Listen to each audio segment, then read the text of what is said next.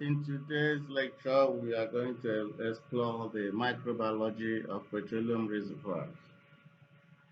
Since intentional exploration of petroleum by Colonel Edwin Drake, it was in 1859 at the Oil Creek in Pennsylvania, about 162 years ago. Petroleum engineers have always faced problems caused by microorganisms, especially the sulfur-reducing bacteria. Sulfur-reducing bacteria were recognized to be responsible for the production of hydrogen sulfide in reservoirs or in oil facilities. The presence of hydrogen sulfide resulted to reduced oil quality, corrosion of steel, and poses threats to health of workers due to the toxicity of hydrogen sulfide. Surprisingly, it was discovered that these organisms that produce this hydrogen sulfide are indigenous to oil reservoirs. Further research demonstrated that there exist large and diverse populations of microbes that possess a range of different metabolic activities in subterranean aquifers. Indigenous microorganisms inhabit aquatic as well as oil-bearing deep surface environments. When you look at the diagram before you and where the reservoir rock and the oil and the water interface, oil-water transition zone, you will see that some microorganisms exist in such environment. And we are going to look at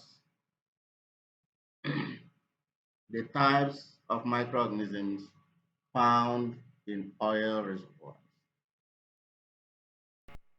The oil reservoir, like any other environment, has its associated physicochemical characteristics. It is believed that oil is formed under high temperature and pressure, and in deep oil reservoirs, temperatures are high. Although temperatures are high, there are some organisms that survive such temperatures. And threshold temperatures can be as high as 80 to 90. But it is generally believed that when threshold temperature reaches 130 to 150 degrees, the system cannot support microbial growth. So deep oil reservoirs that are 10 in situ temperatures ranging from 130 to 150 degrees centigrade do not support microbial growth. But at threshold temperatures of 80 to 90 degrees in the oil reservoirs, some microorganisms thrive, and that is thermophilic organisms. In the oil reservoir, the in situ pH actually is in the range of 3 to 7. And that shows that organisms that tolerate acidic environment to near neutral environment thrive in that system. And the salinity ranges from almost that of fresh water to salt saturated water. Also, halotolerant organisms survive in that environment. The redox potential creates the availability of electron donors and acceptors, and these govern the type of bacterial metabolic activities within oil wells. Redox potential of oil reservoirs are usually very low because the electron acceptors oxygen, nitrate, and ferric ion are generally mostly absent. Strata waters contain sulfate and carbonates, and it is believed that major metabolic processes in such environments are sulfate reduction, methanogenesis, acetogenesis, and fermentation, with potential electron donors as carbon dioxide, hydrogen, and numerous organic molecules. So generally, like in every other environment, the temperature, the pH, the salinity, the pressure, and redox potential affects the nature and kinds of microorganisms found in oil reservoirs. The microorganisms that naturally occur in oil reservoirs include the sulfate-reducing bacteria or sulfate reducers, the methanogenic bacteria or methanogens, the fermentative bacteria, and the ion reducing bacteria, nitrate reducing bacteria, and the manganese reducing bacteria.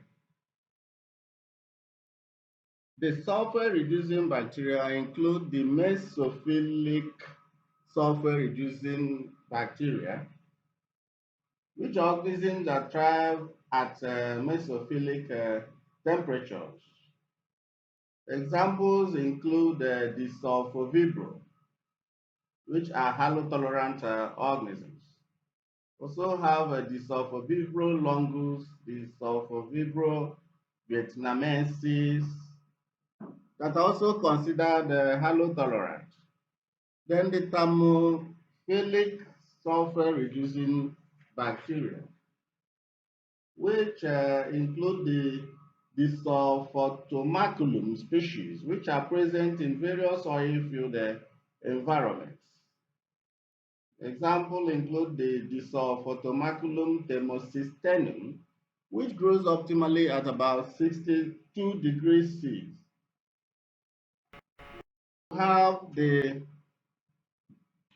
methanogenic bacteria, which carry out methanogenesis. And you have the thermophilic but not hyperthermophilic strains that have been isolated in various oil fields. We also have the fermentative bacteria and grouped into the mesophilic fermentative bacteria. Examples include the haloanaerobialis. They thrive in this environment, and we also have the thermophilic fermentative bacteria. Thermotaga strains have been isolated in oil fields. And then iron reducing bacteria, nitrate reducing bacteria, and manganese reducing bacteria. Take time and list out the major groups of these organisms, at least 20, and they compare them based on the physicochemical characteristics of the oil reservoir and also other environments where these organisms are found, and you compare the physicochemical characteristics of those environments. Thank you for listening to this lecture and have a wonderful day.